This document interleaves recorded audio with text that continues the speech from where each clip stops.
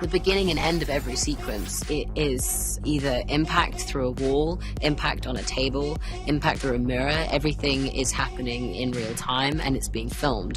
And it's a do-si-do between me and my stunties. There's something wrong with me. Just a void. It's an interesting thing to try and explain, the void. It's this thing that Bob doesn't have control over, and once he loses control over it, it becomes this all-powerful kind of wormhole-esque thing. And when you get taken into it, it's essentially a interwebbed series of endless rooms of places that you've experienced the most shame or grief in your life. We wanted the spaces to feel realistic. So when you first see it, you're not quite sure if it's a flashback or you're trapped in the memory, and then later on you discover it's the void spaces. And it's a deliberate design to make it feel boxed in, as if they're trapped. Each character is trapped in their trauma memory. And it's pretty cool how Jake's designed it. It's almost like this eternal sunshine of the spotless mind, kind of Schenectady, New York fever dream. Just the encouragement to try to do something different, like Spike Jones and Jonathan Glazer. There's an old Jonathan Glazer commercial, I think, for Levi's, where they're bursting through walls and there's explosions as they do that. And then obviously the sequence from being John Malkovich of going into Malkovich's subconscious. It's like your mind is somewhere else. Mm-hmm. We are in one of the void rooms, and this is the forest set. It's one of the first void rooms that Elena goes into. It is a flashback to when she was a child, luring one of her friends into the forest to be then killed. And so it's sort of a nightmare of hers that she has to relive over and over and over. And ultimately she has to bust through a wall to get out of here, which then takes her into another void nightmare room of her own. Starting from a practical base, like if you really see something happen and you can really make something happen, there's a kind of unpredictability and a magic to that. The transition between all these rooms is quite tricky because gravity shifts and is different in each room, and there's different rules in each room.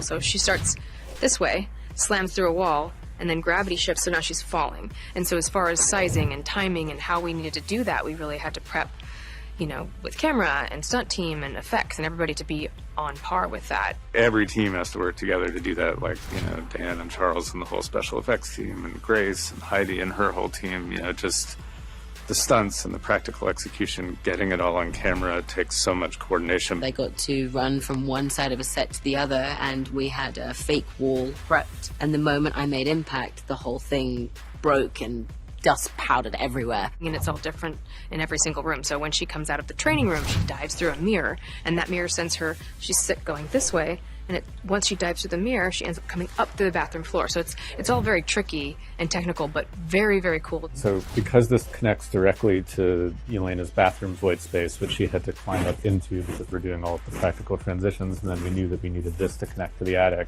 we actually had to add height to the attic, also for some of the lighting elements from underneath, for what they're looking at, so that all of this set could practically connect. This is actually like tied more into sees Bob in the mirror again, so that becomes motif. We built that bathroom set here, and also the training room set, so when she sees Bob in the mirror, that's all done practically, and he's actually in the reflection. He kind of dims the lights in the bathroom and allows her, and in one shot we sort of pan and dolly and push her into this space. It was really important that we didn't rely on CG for the sequence. We wanted it to feel real, and we wanted to use simple camera tricks. And even though they're simple, they are incredibly technical, in that you have to match these frames up perfectly to make it feel like we are blending this sequence together seamlessly. Something that we're doing on this movie that we've really never done before is we have an editorial department almost set up on set with us. So as we are filming, these shots are getting cut into an edit. That was really important for a sequence like this, where it's very important that we have these shots seamlessly blend together. So we were able to go to the monitor, make sure they matched, to make sure we could move on to the next thing. They are human beings more so than they are superheroes. And so that way they're much more relatable, and it lends itself to being shot in a very practical way. The sets built as much as possible, everything in camera as much as possible. The stories being told in a way that they're every man, they're every woman. We can all relate to them in every way possible. And even if it doesn't make the emptiness go away, I promise you it will feel lighter. How do you know? because it already has for me.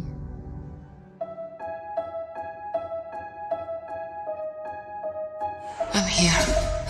You're not alone.